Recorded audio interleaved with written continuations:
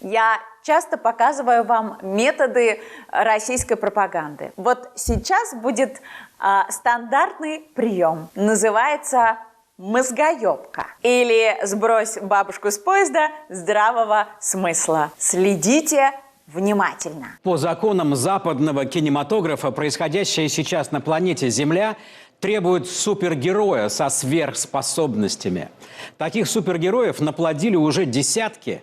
Они спасают человечество удивительными способами. И обязательно кого-то всегда побеждают. По законам всего западного кинематографа. Да, все западные фильмы исключительно про супергероев. Список Шиндлера, «Пролетая над гнездом кукушки», «Жандармы из Сент-Тропе». Ладно, не буду доебываться, пусть Димка расскажет бабушкам о комиксах. Корпус зеленых фонарей отвечает за спокойствие и порядок вообще всей Вселенной. И вот уже не 1000 лет.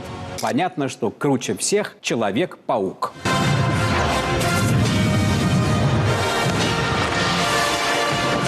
У меня небольшие вопросики по авторскому праву. Вы использовали кадры из фильмов, но некорректно дали о них информацию. Фильм «Зеленый фонарь» не 2020 года, а 2011. Кадры из фильма «Человек-паук» взяты не из фильма Сэма Рэйми 2002 года, а из фильма Марка Уэбба 2014 года. Интересно. Вот бюджет ВГДРК 24 миллиарда, а заглянуть в Википедию, проверить впадло. И чтобы пощекотать нервишки, придумывались кинокатастрофы, ужастики и спасительные супергерои. Но вот пришла реальная проблема – коронавирус. И все, что раньше пугало и восхищало многие миллионы, одномоментно превратилось в мусор. А супергерои вдруг стали беспомощными и даже ненужными. Мусор. Чё ты, блядь, несешь? Супергерои из фильма не справились с коронавирусом в реальной жизни? Ой, девочки, мне так жалко американцев. Прямо, я не знаю, бедные люди рабочие. Их лишили всего. Их ни за что там считают. Ой, не плачьте, все будет хорошо. Обязательно Путин поможет. Он всем помогает и американцам поможет. Ты шо, ебанулся, Чиполлино? Ты думал, Супермен прилетит и победит коронавирус, а он не прилетел? А знаешь почему? Потому что он, блядь, выдуманный. Что? По той же причине и Фродо не пришел за упаковкой защитных масок. Если ты грани между этими мирами не видишь, то почему ты не отправился в Средиземье и не рассказал эльфам о бандеровцах?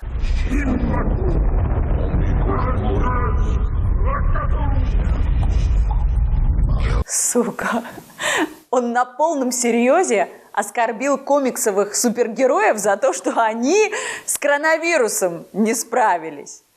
В центре западной гуманистической модели человек как венец творения, со всеми его раскрепощенными пороками, которые обществу положено обслуживать.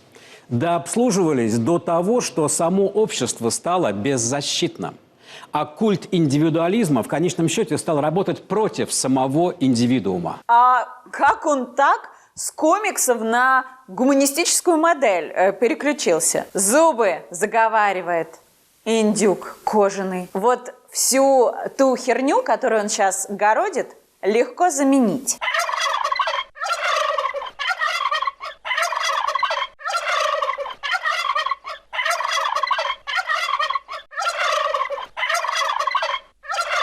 Дима, к чему ты клонишь? Индивидуальность – это плохо, личность не важна, западная цивилизация загибается. И по факту сейчас именно такая модель в Китае оказалась более эффективна в борьбе за жизни своих людей, нежели западная модель. Причем в измеряемых величинах. Китай одолел коронавирус с потерями в 3500 человек умершими. Запад, не подойдя даже к пику пандемии, теряет уже в 10 раз больше.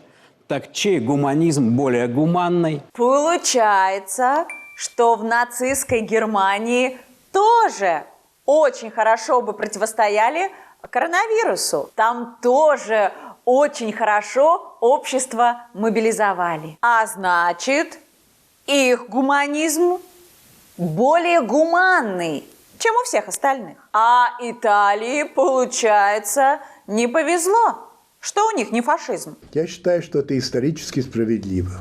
Интересная мысль. К чему ты ведешь, Дмитрий? Ну а Россия тогда на каком свете сейчас? Мы ведь в нашей истории многое проходили даже в крайностях. Для нас огромная многонациональная Россия – форма жизни. Да, мы можем быть легкомысленными и беспечными, но в случае крайней опасности демонстрируем чудеса сознательности, организованности и дисциплины. И спокойно ставим общественное выше личного.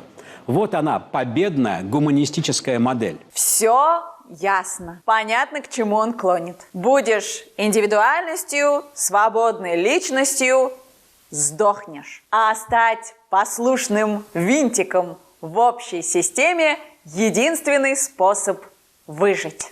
Власть состоит в том, чтобы разорвать сознание людей на куски и составить снова в таком виде, в каком вам угодно. Тут Киселев переплюнул даже Орвелла. У того была свобода – это рабство, а у Киселева свобода – это смерть, а рабство – это жизнь.